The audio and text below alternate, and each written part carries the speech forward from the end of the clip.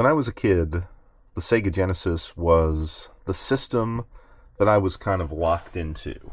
And if you've heard my personal history videos, you'll kind of know the story about my adventures with Sega, TurboGrafx 16, the Super NES, but the Genesis was, in a lot of ways, the console of my childhood and early adolescence. And when that time period ended, I kind of left the Genesis in the past. What you're seeing here is, these are the games that I grew up with. I mean, NHL 94, who didn't love that one? I talked about this Bob game on an old video that my parents just bought me just kind of on a whim. And yeah, it was a kind of a crappy Mega Man game, but it was a clone type game, but I had a lot of fun with it. Aladdin, what a classic game. This Looney Tunes, didn't like the show, but a great Konami platformer. So really, just so many great memories. I mean, Streets of Rage 2. But once I kind of hit 12, 13 years old, that was the end of Sega for me. Until now. In 2024, I started buying Genesis games again, or for importers, of course, Mega Drive. I saw on my trips to Japan that Mega Drive over there was kind of really expensive, really gaining popularity. And Jay Shai introduced me to this company, and that is Columbus Circle. Columbus Circle is a Japanese company that is re-releasing a lot of classic Mega Drive games. And between, I would say, November of 2024 until here in early 2025, I have been reunited with the Sega Genesis. I want to go through these games, give you some quick impressions, and talk about what it means to kind of relive my childhood in a way. But before I do that, I have to talk about the system that has made returning to the Genesis / Mega Drive possible, and that is the Retron 3 HD. This is a clone system, but unlike the Retron 5, it, to the best of my knowledge, is not emulation-based. This guy is just basically cloning the chips. I don't know if it is FPGA or not. I suspect that it's not. But it does a very respectable job. It plays all of these old games, and it plays all of these new Columbus Circle games. It can do SNES, NES, Genesis, Mega Drive, Super Famicom. I don't know if it does Famicom. I think you may need an adapter for that, but if you look on the back, and they have these little switches, and you can kind of just switch your region. It is a great little system, and it pairs very, very nicely with the RetroTink 4K, and you just put kind of a pixel mask, and it's just a brilliant, brilliant way to play these games. It's got your standard outputs here. You can see it has HDMI. It also has kind of the traditional RCA outputs, so you can connect it to an old school TV. And then it has the Super Nintendo ports. It has the Genesis ports for the old school controllers. Also, ports for the NES controllers. It comes with, and I don't have them here, it actually comes with two pretty decent controllers, an SNES clone controller and a Genesis clone controller that I've used and enjoyed, although they're still not like the originals. So I use the originals, and I've kind of packed those controllers away. But it cost about $80, and it's the best $80 I've spent on a kind of retro product like this, because again, it's opening up the world of the Genesis again. And I like it actually better than the Retron 5, which I sold, because you can, I don't know, it's just not emulation. You can kind of tell when something is not emulation. Of course, you lose the benefits of save states, cheats, updates, things like that. Like, this is just kind of like a pure console. It's not doing anything fancy. but it plays these games. Alright, so I want to go through this stack, this sort of second wind or second life for me in the Mega Drive Genesis realm. Give you some quick impressions of these games and kind of talk about my overall impressions of collecting this wave of releases.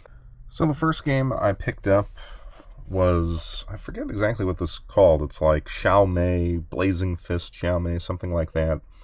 And this game is honestly terrible. It's a kind of like a Kung Fu style game. I think Jay Shai put it nicely when he said it's NES Kung Fu, but it's a homebrew game, I believe.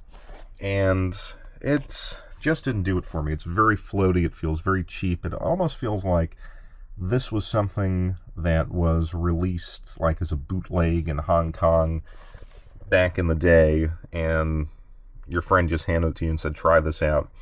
I can't really recommend this. It was $50 when I picked it up, and it wasn't necessarily a great start to this collection.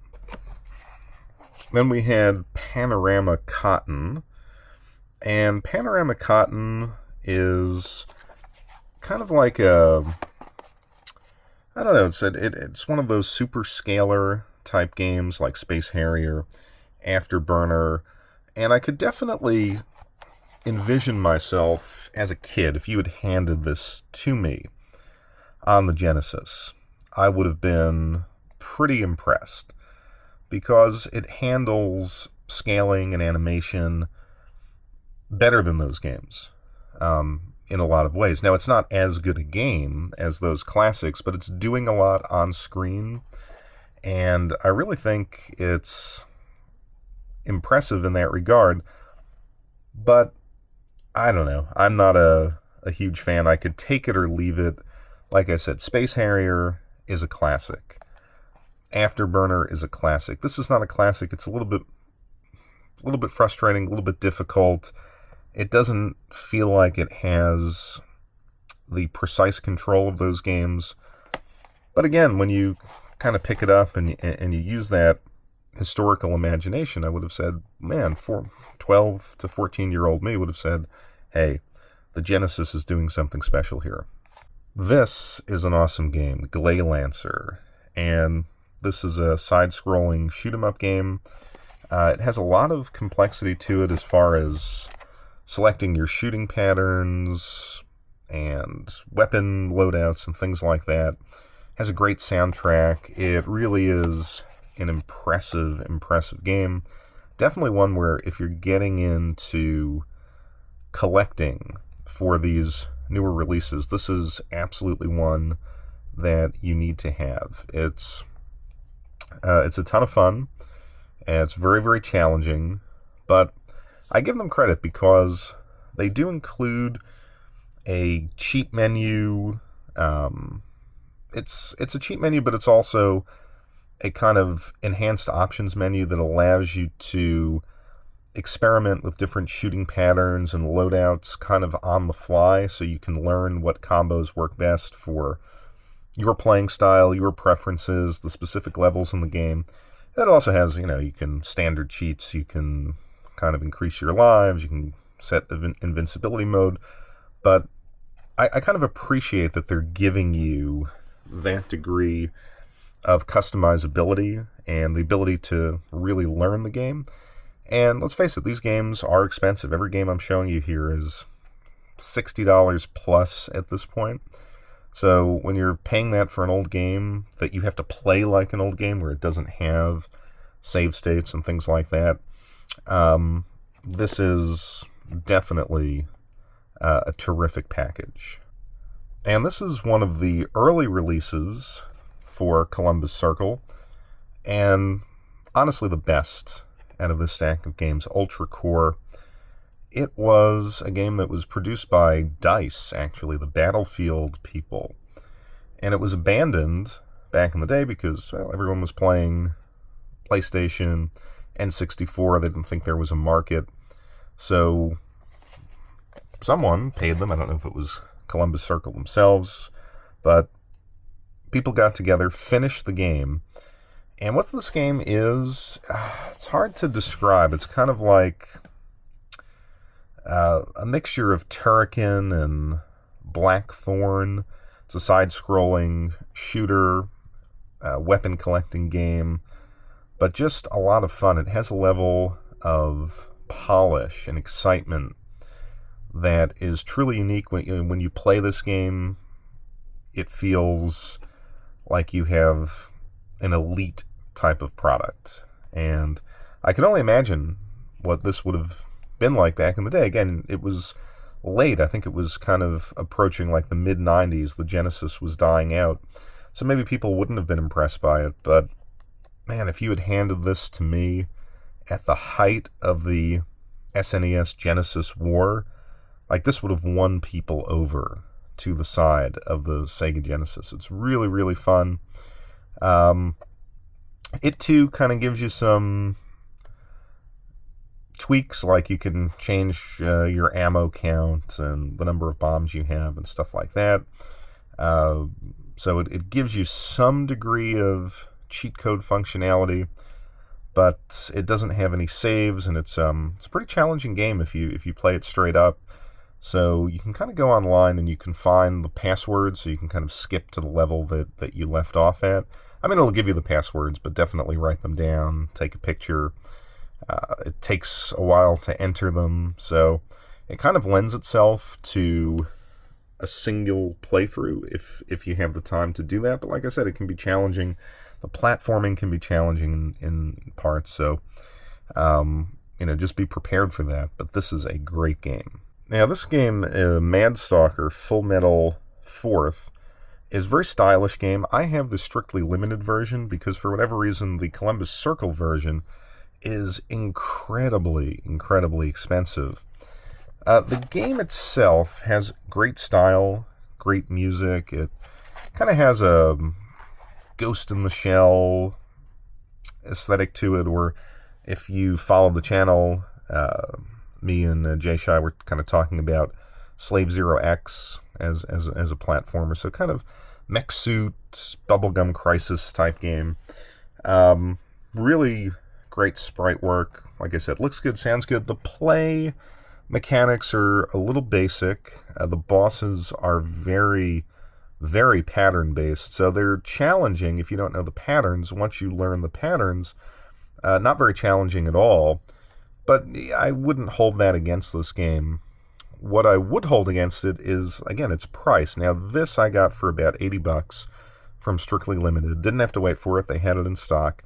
Columbus Circle one is pushing $150, and it's not a great game for that price, whereas something like Ultra Core I would recommend at that price because it's that good. Nonetheless, I think it's a fun game that kind of takes you back to the time period and shows what the Mega Drive was capable of as far as sprite work. Stone Protector. Stone Protector is an interesting one. What kind of comparison could I make here? So this is a side-scrolling beat-em-up game. It actually kind of gives you a Battletoads aesthetic, to be quite honest. But it's not as good as Battletoads, and it's not really a good side-scrolling beat-em-up. Control scheme, not that polished. Again, very kind of repetitive gameplay. On our podcast, we were kind of talking about how when we picked this up and played it, it was kind of like one of those games you rented back in the 90s. And you had some friends over, and you had some pizza, and you played it because it was what you had for that weekend, and you enjoyed it in that context, but not really a great game. I believe this is called Forest Warden. And what this is, and let's just say this is also Columbus Circle. Kind of like a Ghouls and Ghosts type game, pretty challenging. Has a polish to it, but again, not as good as Ghosts and Goblins, Ghouls and Ghosts, things like that. So I wouldn't say that this is something you have to pick up. Again, everything you're seeing here is $60 or more, and at $60 I could kind of pass on this, but as an obsessive collector and as someone who fell down the rabbit hole of Columbus Circle, I picked it up. El Viento. Now this game I played previously. I don't think I played it back in the day, but I definitely probably played it on emulation about 10 years ago. I don't like this game. This game is very, very hard, and just as I think Jay was saying on the podcast, like the first level feels like the last level in a lot of other side-scrolling games, and it gets maybe a little bit more forgiving. But again, historical imagination, you need that when you kind of go down this rabbit hole. And so I feel like this game would have been something where if you handed it to me in 1990, and I was coming from the NES, I would have been very, very impressed by it. But again, super, super difficult. It does give you a level skip cheat code. You can kind of find that online. So if you want to pick up where you left off, it's a little bit easier. It's a little tedious to kind of die in a certain far into the game and then have to replay to get back to that spot. But yeah, some people really like this. It is not a game for me. And now the two new releases that have come out here in March of 2025. This is Soldice. A lot of people know this as Solfice, which was a great, great Sega CD game. Really, I called it one of the sublime Sega CD games. Great soundtrack. This version, as far as I can tell, is not all that different. I almost think it's been a while since I played Solfice on the Sega CD, but I feel like maybe the stages are a bit or ordered differently in this one. I'm not sure, but still a great game. It's a very, very fun shooter. The problem that I was having with this was it, honestly, it had a kind of shimmer on my RetroTink 4K that none of these other games had, and I couldn't get rid of it. So it looked kind of disappointing. Like it felt like, I don't know, almost like there was something wrong with the cart, but I doubt it. I just think there was some setting that I could not compensate for, and so it looked considerably worse than all these other games. That having been said, it's a great game. Again, it's $60, $70. I would hunt down the Sega CD game if you have a means to play that, because that one's still pretty comparatively cheap. Might be $20, $30. It never really came with a case. It had one of those paper cases. So that's the way to go if you want to play this game, but still solid, and graphical issues aside, it's a nice addition to Columbus Circle. And lastly, this one just came out, P47-2MD from not Columbus Circle, but Jalico. If you remember that game from like Bases Loaded, stuff like that.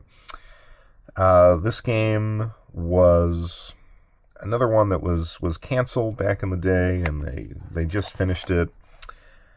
What can I say about this one? Again, I think this perfectly encapsulates what collecting new Mega Drive games is all about. This is a good game. I mean, I'm not going to speak ill of it. It feels kind of basic, again, like El Viento. It feels like something if you'd given me in the early 90s, I would have been blown away. It has nice parallax scrolling. My favorite stage is stage 2, which if you're playing it on an OLED screen, it just kind of transitions from day to dusk to night. It looks absolutely great. It is reasonably challenging, I would say. Now you may, if you're a pro when it comes to side-scrolling shooters, you may actually think it's on the easy side, but as someone who never liked the genre as much as vertical scrollers, to me it was reasonably challenging, especially the last level, which is one of those cavern levels, and I hate those in shooters, where really the enemy is kind of the layout and the dark or the sort of convoluted passages that you have to navigate and avoid taking damage. So I didn't really like that, but they have some other cool level designs, like you're fighting the battleship Yamato and things like that. $75, and it's gonna it poses the question, really. Are you such a fan, so nostalgic for the experience, that you will pick up a game that by today's standards is kind of mediocre, but by the standards of the device is actually very cool? And I think that's the point. On the one hand, we have the rebirth of a system, really, especially in the Japanese context, where these games are coming out and they are a way to rediscover the Mega Drive. What is that worth? To me, I would say it's a qualified, it's worth it. And I qualify that because it is taking me back. It is connecting me to my youth in a way that I did not experience. And I feel like I'm extending my time with a system that I had all but forgotten by, let's say, 1996. And because of the limitations that it's forcing on you, it doesn't have, all of these games don't have the modern conveniences that we're used to. You can, obviously, if you have the original hardware, you can play them on the original hardware. I do have the original hardware, but the Retron 3 makes it just a little bit easier, a little bit more convenient to hook in to the RetroTink. Anyway, it's the return of a feeling. It's the return of an experience that I thought was gone. So to me, going down this path has been worth it. If you are the type of person who enjoys like retro gaming on the Switch or on Steam, I don't know if this will be worth the cost. You can basically buy a lot of games for the price of importing all of these. And, in fairness, it's not just the Japanese imports. Some of these were released by Strictly Limited or Limited Run. I would always say go with the Japanese releases. First of all, the boxes look cooler.